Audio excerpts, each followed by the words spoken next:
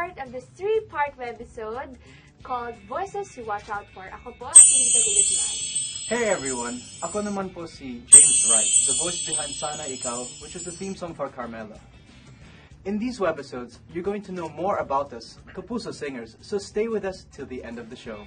Mga kapuso, ako naman po si Kenzan, and dito sa first part, the three of us will be answering personal life and career-related questions prepared by gmanetwork.com. So, magsimula na po tayo. Go. Saan ka na-discover? What is your claim to fame? So, Answer, Anak Ko Yan, which was a reality show by GMA. I was top 5. Top 5 lang ako. Congratulations. Thank you, Kenchan. oo, pa-duet na. Oh yeah, ako. and I did a duet with Rita in the finals. Popstar Kids, ano yun, 2010 nag-start. Ako, tama, 2011. 10 years old lang ako noon. Oh. Tapos, isang taon tumakbo yung show, Popstar Kids. Ang host nun si Ate Kyla. Kasama ko nun si Julian. Na-discover ako sa mga commercials. Yan, commercials. Yun yung pinakauna kong ginagawa. Then, after commercials, pumasok ako sa show. Anong commercial? Una kong commercial was, pwede po ba? Jollibee. Kasama ko dito si Sarah Heron. Ano yung pinaka-latest na? Latest ko was McDonald's. Totoo yun. At what age did you start to like music? Nung grade school. Basta, ang una-una kong kantang naaral, pagdating ng panahon ni Aiza, sobrang idol ko si Aiza naman. Dalawa lang idol ko naman dito ko. Aiza Sigera at saka Julina Magdamag. Siguro mga ganun din, mga kinder, ganyan. Yung mga mas maaga, nahilig ako sa mga musics. Tapos, ayun, mga bata pa lang ako, mahilig na talaga. When I was 3, sabi ng mom ko, I was on the karaoke singing What a Wonderful World.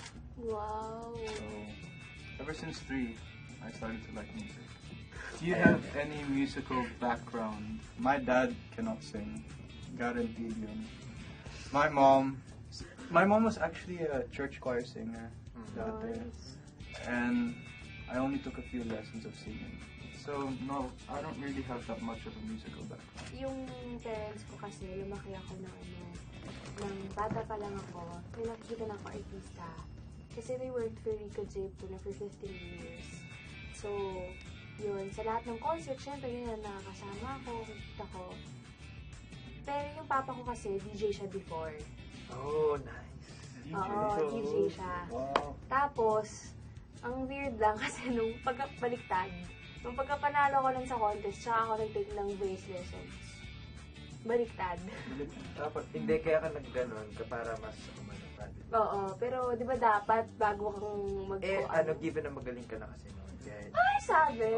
Sige, sa'yo naman ang galing. Thank you. ako naman, yung mother side ko, yung mama at papa niya, mahilig talaga silang magkanta. So, mahilig silang magsisali sa mga singing contest. Ang alam ko din, hindi pa ako artista noon, nung sa Pinoy Pop Superstar, Kid Kamaya. Si Kid Kamaya. Sige, paulit-ulit tayo. Ulit-ulit. Alam ko po, kasama sa JMA7, alam ko pinsan ko siya. So yun, how did your life change now that you have an album? Maraming nagbago sa akin nung nagkaroon ako ng album. Dahil unang-una, mas lumawak yung connections ko pagdating sa music industry. And masarap sa feeling na nagkaroon, katupad yung, di ba lahat tayo, pangarap natin magkaroon ng album. So, ang sarap lang sa feeling na binago niya ako bilang isang artista dito sa industriya dahil mas na-challenge ako. Dahil maraming magagaling na may album ngayon. And nakaka-challenge lang na parang sa akin ang iniisip ko, dapat mas galingan ko pa. And mas mag-focus pa ako sa career ko kung ano yung gusto kong marating o kung ano yung goal ko sa buhay. Yun, binago ko ng album ko. Pinarealize niya sa akin na nandito ka na, huwag kang bibitaw at pagpatuloy mo lang. Siguro feeling ko ano yan. Kasi Dance R&B yung album ko. So, yun. Siguro, feeling ko, ma-change niya yung life ko kasi mas makikilala ako ng tao kung ano talaga yung music ko, tsaka kung ano talaga yung style ko sa pag-perform. My life really changed pag na-release yung album ko. Kasi before that, I'm not really an actor kasi I don't really act because of the language problems. Singing for me was parang a way for me to release myself and express my emotion. Kasi akala nila, this white guy can only sing English songs. So when I sang this original all Tagalog album, they were all shocked and it really changed my life.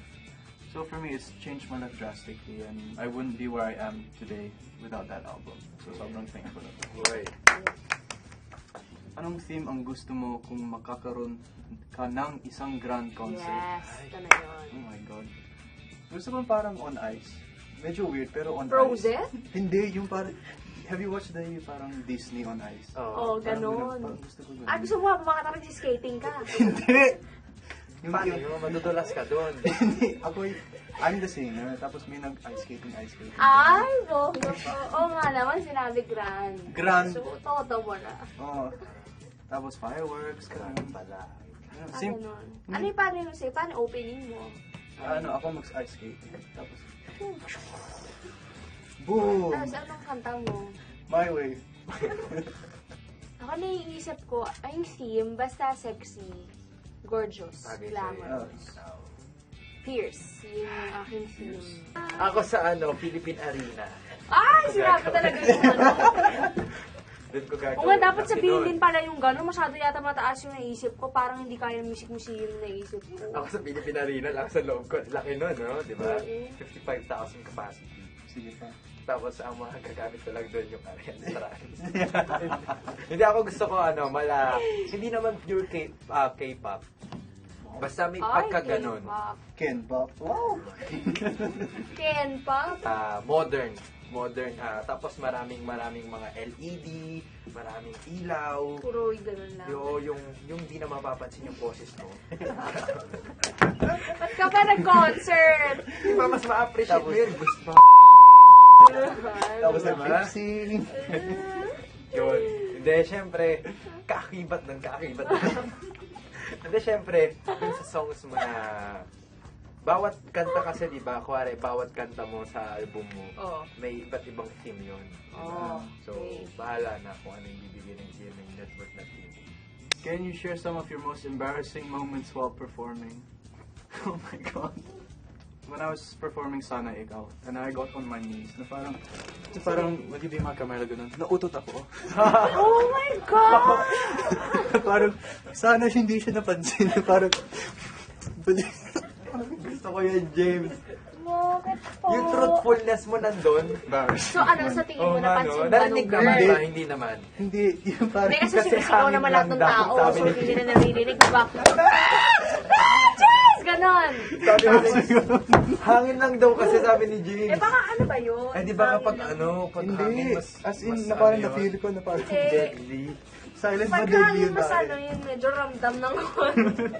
Meron kasi gumawa ko ng musical play sa Enchanted Kingdom for 5 years. So, dito ako talaga na, OMG, ba't nangyari to? 5 years ko na to ginagawa, and ito lang siya nangyari. Tapos, so, opening. So, naka-dress ako, costume and all, heels. So, may stairs, bumaba akong ganon. Syempre, sayo-sayaw, project, arte-arte tayong ganyan. Pag ganun ko, Diyos ko, naka-skirt, diba? Ito yung paa ko, gano'n ako, ganon. Totoo. Oo, ganon talagang So, slow. paano yun? Nakita? Naka-stockings naman ako. Pero kitang-kita siya kasi, pero in fairness, mabuti na naka-north sa kumputi. Grabe. Pero still, Mm. kasi sobrang, ito lang yung hagdanan, yan na yung tao, nakaupo, mismo siya, ganun ka, ano. Tapos ito pa, may lalaki sa harapan na super barako, kasi ang dami mafis. Tinignan lang ako ni Kuya. Hindi ka tinulungan? Alam sino ba yung tumulong sa akin? Sino? Yung nasa katabi niya na, sin sobrang katawan lang ng, alam mo yung, wala talagang kamasas-masas. Agad-agad na kung tinayong gano'n. Sobrang embarrassing yun. Pero, tapos nakakatawa pa, yung part na yung mataas na. So, pinilit ko talaga tumayo. Kahit nakaganon ako. Tapos hit ko agad yung, gano'n. Isa yun, hindi ko makakalimutan yung kumakanta ka ng Chinese song sa Eastwood. Ano yun yung opening nung yung mga kay Kuya Germs, ano yun, yung Walk of Fame. Siyempre, nandun yung mga sikat na artista din, di ba? Oo. Halo-halo, yung mga international, nandun din. Kumakanta ka ng Chinese song. Ito yung kanta ko. Na wala yung music. So, kumakanta pa rin ako. Hindi ko, syempre, di ba, sa ating rule natin, minto man yung kanta, tuloy-tuloy pa rin. Pero kasi para akong tanga, hindi naman lahat Chinese yun. So, kumakanta pa rin ako ng Chinese. Na parang, sabi ko, Ba't ka kasi kumanta ng Chinese? Kasi, ewan ko, yun si tatay, kasi Kuya Germs, kasi may gusto niya yung Chinese na yun. Hindi rin naman niya naiintindihan. Talaga? Oo, gusto lang. Hindi dahil daw kay Mother Lily. Kasi si Mother Lily, di ba Chinese siya? So, pinakanta sa akin yun dahil nandun nga daw si Mother Lily. So, may mga Chinese din daw. Si Kuya Germs, hindi ko rin maintindihan. Na-feel mo lang na talagang sobrang... Oo, nagkumakanta ako ng Chinese na lumalapit pa ako, na hindi man nila maintindihan yung lyrics. Parang Oo, parang sabi ko, Chinese pa to. Pero natapos ko din naman na walang kanta. Yun, nakakahiya yung ganun, diba? Walang kanta? Walang tunog? Walang tunog. Walang kanta talaga. Pero si Kuya Germs, hindi naman siya nahihiya. Si tatay, pa din siya. Siyempre, alaga niya po ako eh. So, proud pa rin po siya sa akin. Ayun, That's it for now, guys. Thank you so much for watching. Kung nabitin kayo, don't worry guys. Dahil meron pa kayong 2 parts na dapat abangan. But meanwhile, para updated kayo sa aming tatlo, you may follow us on our social media accounts. Sa akin po ay at Miss Rita Daniela, MISSRITADANIELAS. Spelling ko yan. Kasi iba, minsan nado-double L, ganyan. So, sa Twitter po and sa Instagram yan. And sa Facebook, official Facebook fan page ko po, www.facebook.com/RitaTiguzmanOfficial. Ako naman, sa Twitter account ko at saka sa Instagram ko, parehas lang. At ako si Ketchan. Yun. At ako si Ketchan. Usap-usap tayo dyan, guys. Tapos sa fan page ko naman, Kenchat Official fan page. Yan, yun. Ako naman yung Twitter at Instagram ko at ako si Mr. Right. Yung right may W yan. So parang tama pero may W. Okay. Tapos yung Facebook account ko /fan page as well. It's James M. Wright. So follow me there for more kulitan and I'm sure you guys will love what I post kasi very kulit ako. Promise. So we'd also like to thank Jimmy Artist Center and JimmyNetwork.com for making this episode possible. And thanks again for watching, mga kapuso. Till next time.